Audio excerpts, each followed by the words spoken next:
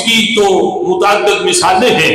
سونا خود بیان کیا میرے محبوب نے، ایک ہاتھ میں سونا تھا ایک ہاتھ میں چاندی تھی، اور فرمانے لگے اللہ نے میری امت کے مردوں پہ اس کو حرام کیا اور میری امت کی خواتین کے لیے اللہ نے اس کو حلال کیا.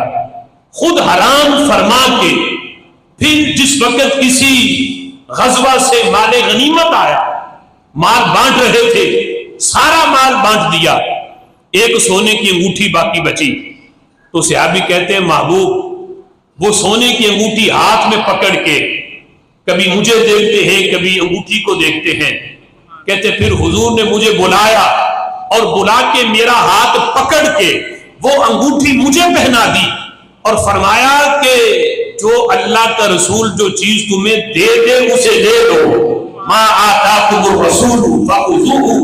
صحابی نے یہ نہیں کہا محبوب آپ خود کہتے ہیں سونا حرام ہے اور خود پہنا بھی رہے ہیں. اعتراض نہیں کیا بلکہ محبوب نے پہنایا ہے، اس صحابی نے سونا پہنا ہے.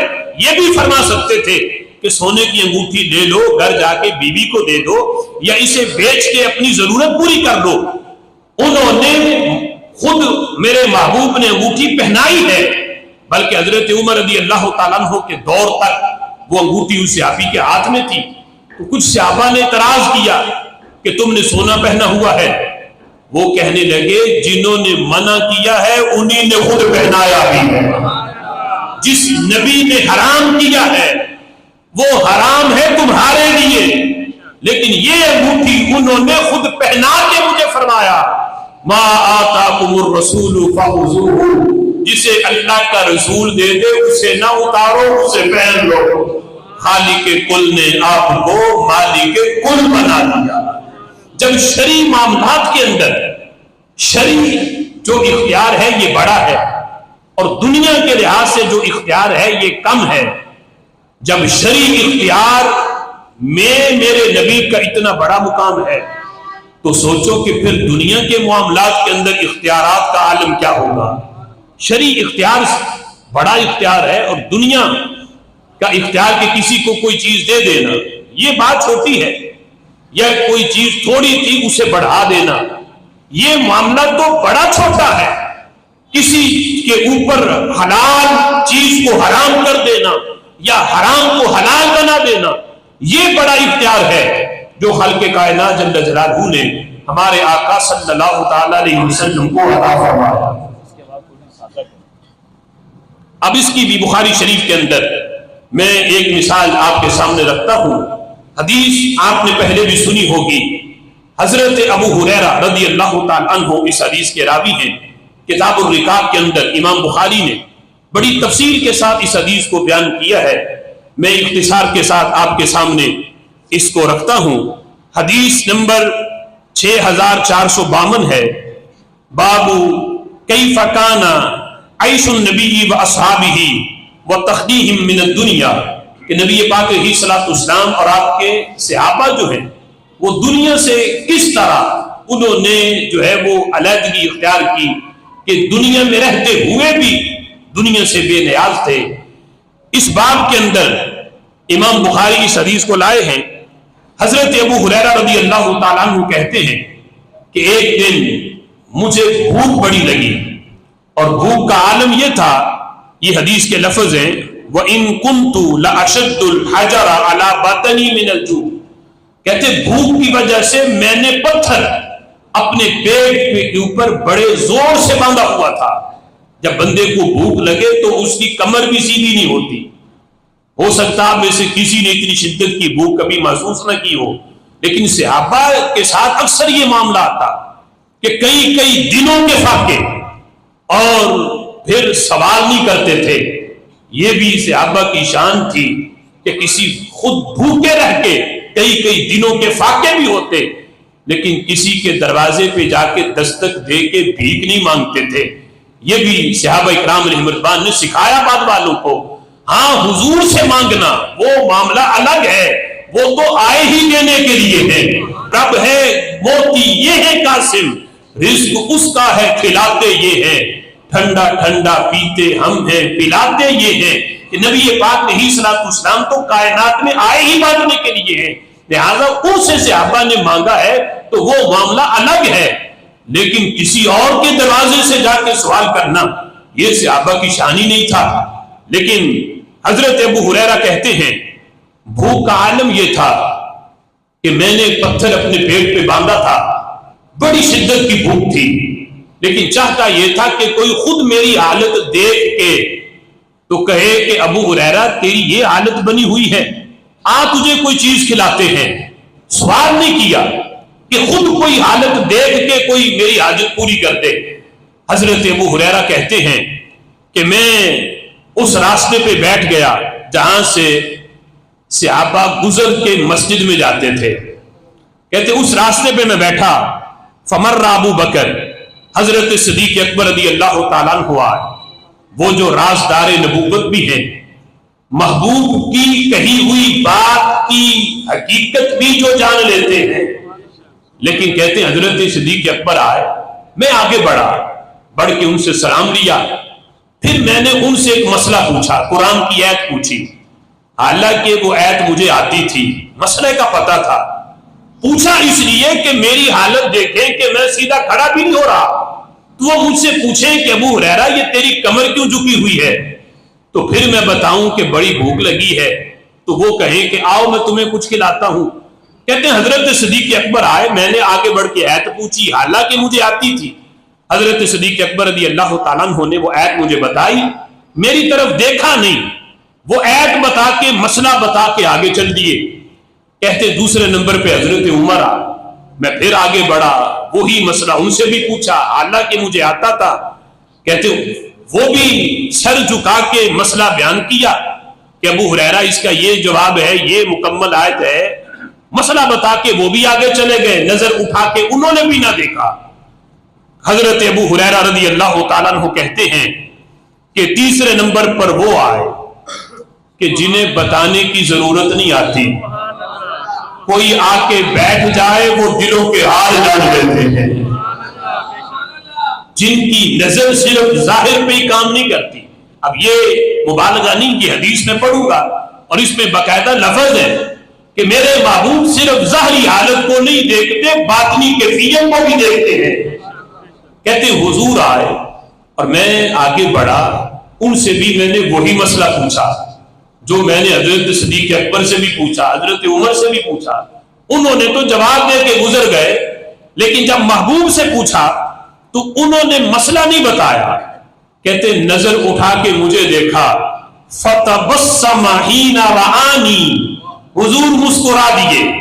مسکرانے کا مطلب یہ تھا ابو ہریرہ مجھے پتا ہے تو مسئلے کیوں پوچھ رہا ہے، تو جواب نہیں چاہتا، تو کچھ اور چاہتا ہے۔ کہتے وَعَرَفَ مَا فِي نَفْسِي، محبوب نے جان لیا جو میرے دل میں تھا۔ زبان پہ تو قرآن کی آیت تھی، وہ پوچھ رہا تھا، لیکن نبی نے مسئلہ نہیں، میرے دل کی کیفیت جانی، ما فی نفسی، جو میرے دل میں تھا وہ جان لیا، اور وما فی وجہی، اور میرے چہرے کے تاثرات کو بھی جان لیا، چہرے پہ جو بھوک کے اثرات تھے اور دل کی جو کیفیت تھی کہ میں جو آگے بڑھ کے مسئلے پوچھ رہا ہوں اس کا سبب کیا ہے، اس کی علت کیا ہے، میرے محبوب نے وہ بھی جانا۔ اور کہتے ہیں ہاتھ میرا پکڑ لیا اور فرمایا ابو ہریرہ تیرے مسئلے کا جواب دیتے ہیں۔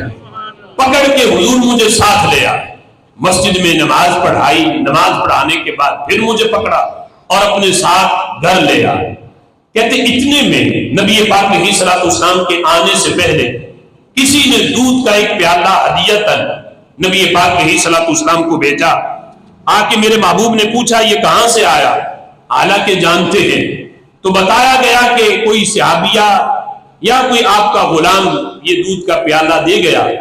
تو نبی پاک علیہ الصلوۃ والسلام نے کہتے ہیں کہ اس کے علاوہ، دودھ کے پیالے کے علاوہ گھر میں اور کچھ نہیں تھا، لیکن محبوب کا ہاتھ پکڑ کے حضرت ابو ہریرہ کو ساتھ لانا، اگرچہ آیا ان کی عدم موجودگی میں ہے، لیکن غیب دان آقا جانتے ہیں کہ ابو ہریرہ میرے رب نے تیری بھوک کا بندوبست کروا دیا ہے، اس لیے وہ بندوبست جو ہوا ہے وہ گھر میں ہے۔ تو حضرت ابو ہریرہ رضی اللہ تعالیٰ عنہ کو ساتھ لے کے میرے محبوب جب گھر آئے، حضرت ابو ہریرہ کہتے ہیں میں بڑا خوش ہوا کہ اب دودھ کا پیالہ حضور مجھے دیں گے، میں تناول کر جاؤں گا، اس کو نوش کروں گا تو پیٹ بھرے گا۔ کہتے ہیں حضور نے مجھے بلایا، یا ابا ہریرہ، میں خوش ہوا کہ اب بلا کے پیالہ مجھے پکڑائیں گے۔ کہتے ہیں بلا کے حضور فرماتے ہیں الحق الی اہل صفہ فادعوہم لی، ابو ہریرہ جا وہ صفہ پہ جو میرے غریب صحابی بیٹھے ہیں نا انہیں بلا لا، وہ جن کا گھر کوئی نہیں، جن کو پکا کے دینے والا کوئی نہیں، کھلانے والا کوئی نہیں، وہ جو شب و روز صفہ پہ بیٹھے ہیں اور دین پڑھتے پڑھاتے ہیں، جا میرے ان غریب صحابہ کو بلا لا۔ حضرت ابو ہریرہ کہتے ہیں میں نے دل میں سوچا کہ پیالہ ایک ہے اور وہاں صفہ والوں کی تعداد اتنی ہے، تو کہتے پھر اگلے ہی لمحے یہ خیال آیا کون دیتا ہے دینے کو مجاہیے، دینے والا ہے سچا ہمارا نبی، میرے کریم سے گر قطرہ کسی نے مانگا، دریا بہا دیے ہیں دل بہا دیے ہیں۔ کہتے جو نبی بلا رہے ہیں وہ خود پلا بھی دیں گے۔ کہتے میں بلا کے لایا نبی پاک علیہ الصلوۃ والسلام کی بارگاہ میں، جب وہ سارے صحابی آئے آ کے بیٹھے، میرے محبوب نے پھر مجھے بلایا، پھر میں خوش ہوا کہ ابتدا مجھ سے ہوگی، لیکن مجھے ہی بلا کے پیالہ مجھے ہی پکڑا کے یہ فرمایا کہ یہ دائیں جانب سے شروع ہو جاؤ اور پلانا شروع کر دو۔ کہتے میں پلاتا گیا، اتنا پلایا کہ 70 صحابہ نے، وہ 70 صحابہ تھے جن کی وہ صفہ والے جو تھے، 70 صحابہ نے پیٹ بھر کے دودھ پیا، اتنا پیا۔ جب بندہ بہت زیادہ پیٹ بھرا ہوا ہو اور پھر کوئی کھانے والی چیز کا نام لے نا اس کے سامنے، بندہ کہتا ہے بھئی نہیں اب کھانے والی چیز کا نام بھی نہ لینا، اتنا میں، کیونکہ اب جو نام بھی لوگے نا تو ہو سکتا ہے کہ جو اندر ہے وہ بھی کہیں باہر نہ آ جائے۔ یعنی اتنا بندہ جب پیٹ بھرا ہوا ہو تو بندہ کہتا ہے بس اب نام بھی نہ لینا، تو اتنا صحابہ نے دودھ پیا، اتنا پیٹ بھر دیا۔ جب حضرت ابو ہریرہ کہتے میں بچا اور میرے محبوب، کہتے پھر حضور علیہ الصلوۃ والسلام نے خود فرمایا بقیت انا وانت، ابو ہریرہ اب میں رہ گیا ہوں یا تو رہ گیا ہے؟ کہتے میں نے عرض کی یا رسول اللہ صدقتا، آپ سچ فرماتے ہیں۔ کہتے ابو ہریرہ بیٹھ اور یہ دودھ پی۔ کہتے میں نے ایک مرتبہ بھی پیٹ بھر کے جب پیالہ منہ سے ہٹایا حضور نے پھر فرمایا اور پی۔ کہتے میں نے اور پیا، پھر فرمایا ابو ہریرہ اور پی۔ کہتے جب میری بھی بس ہو گئی، میں نے کہا محبوب اب ایک قطرہ بھی حلق سے نیچے نہیں اترے گا۔ میرے امام نے اسی کا نقشہ کھینچا، فرماتے ہیں کیوں جناب ابو ہریرہ، کیسا تھا وہ جام شیر جس سے 70 صاحبوں کا دودھ سے منہ پھر گیا، دودھ سے منہ پھر گیا۔ یہ ہے دودھ سے منہ پھرنا، کہ جب بالکل بندہ پیٹ بھر کے پی دے تو اب پھر منہ اپنا پھیر رہتا ہے، دودھ کی طرف دیکھتا بھی نہیں۔ کہتے یہ کیفیت بنی صحابہ کی، پیالہ ایک تھا، اس میں اس کو کثیر کر دینا کہ 70 صحابہ اپنی حاجت پوری کرے، یہ اختیار ہے جو خلق کائنات نے ہمارے محبوب کو عطا فرمایا ہے۔ خالق کل نے آپ کو مالک کل بنا دیا۔